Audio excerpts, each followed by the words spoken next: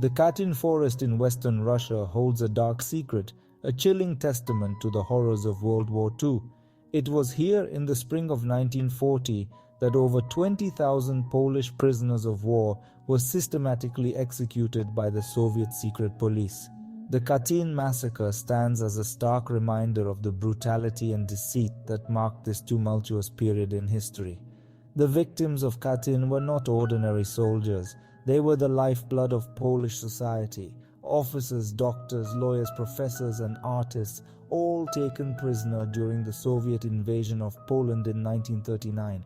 These men were seen as a threat, their intellect and leadership a potential obstacle to Soviet domination. Their murder was a calculated act, designed to cripple Poland's future and crush any resistance to Soviet rule. For decades, the truth about Katyn remained buried under layers of Soviet propaganda and denial. The world was led to believe that the Nazis were responsible, a convenient lie that fueled Cold War tensions. The families of the victims, along with a handful of determined investigators, never gave up hope of uncovering the truth. Their tireless efforts, coupled with the eventual collapse of the Soviet Union, finally brought the Katyn massacre to light. To understand the Katyn massacre, one must first grasp the precarious geopolitical landscape of 1939. Poland, sandwiched between Nazi Germany and the Soviet Union, found itself caught in a deadly vice. The signing of the Molotov-Ribbentrop Pact, a non-aggression pact between Hitler and Stalin, sealed Poland's fate, dividing the nation between these two totalitarian powers. On September 1, 1939, Hitler unleashed the full fury of the German war machine upon Poland, marking the beginning of World War II. 2 weeks later, Stalin, true to the secret protocols of the Molotov-Ribbentrop Pact, launched his own invasion from the east. Poland, facing enemies on two fronts, stood little chance. The Polish army, though valiant, was ill-equipped to withstand the coordinated assault of two of the world's most powerful military forces. Within weeks, Poland was overrun, its territory carved up between Germany and the Soviet Union. Among the captured were the officers, intellectuals, and professionals who would become the victims of the Katyn massacre. The decision to execute the Polish prisoners at Katyn was not a hasty one. It was a calculated act of genocide, orchestrated by Joseph Stalin, the ruthless dictator of the Soviet Union.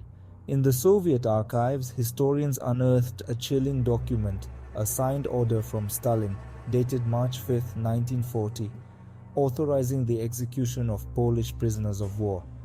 This document, known as the Katyn Order, leaves no doubt about the chain of command or the premeditated nature of the massacre. The order targeted specific groups within the Polish prisoners: military officers, policemen, landowners, factory owners, lawyers, officials, and priests. By killing its leaders, teachers, and thinkers, Stalin aimed to cripple Poland's future, ensuring its subservience to the Soviet Union for generations to come. The Katyn massacre was thus not only a war crime, it was an act of cultural genocide. Into the abyss, the Katyn forest executions. Beginning in April 1940, Polish prisoners from various camps were transported under the guise of repatriation. They were told they were being sent home, their hopes raised only to be cruelly dashed in the desolate forests of Katyn. The prisoners were transported in cattle cars, crammed together in inhumane conditions, their journey shrouded in secrecy. Upon arrival at the designated killing grounds, they were led one by one to the edge of mass graves, their hands bound behind their backs. The executioners, members of the Soviet secret police, used German-made Walther pistols, firing a single bullet into the back of each victim's head. The use of German weapons was a calculated act of deception, meant to implicate the Nazis should the graves be discovered. Day after day, the gruesome work continued. The forest floor became a killing field, the air thick with the stench of death. Unearthing the truth, the discovery of mass graves. The truth about Katyn, buried under layers of Soviet lies, began to surface in the spring of 1943. As German forces advanced eastward, they stumbled upon mass graves in the Katyn forest. The discovery of thousands of bodies meticulously executed sent shockwaves through the world. The Nazis, eager to exploit any opportunity to discredit the Soviets, seized upon the Katyn Massacre for their propaganda machine. They invited international observers, including forensic experts and journalists, to document the gruesome findings. The evidence was undeniable. The bodies were clearly those of Polish officers, and the method of execution pointed directly to the Soviets. The Soviet Union predictably denied any involvement. They dismissed the Katyn massacre as a fabrication, a Nazi lie concocted to sow discord among the Allied powers. For the families of the victims, the discovery of the Katyn graves brought a mixture of grief and outrage. A well-divided denial and the Cold War's shadow.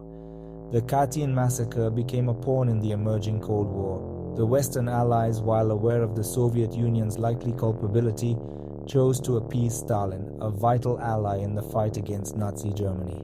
The truth about Katyn was sacrificed on the altar of political expediency. The Soviet Union, emboldened by the West's silence, continued to peddle its lies.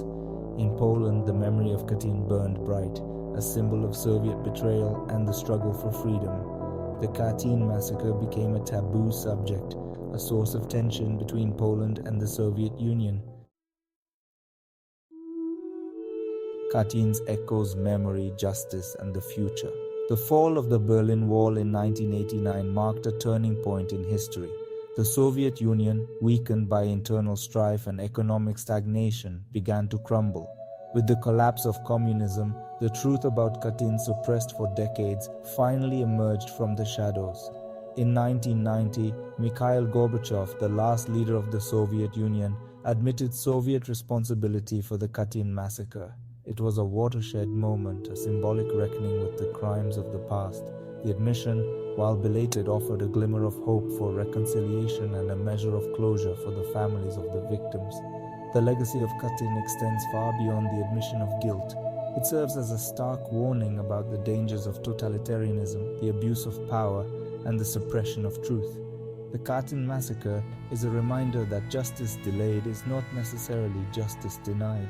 The lessons of Katyn resonate deeply in a world still grappling with the legacies of conflict, oppression, and denial.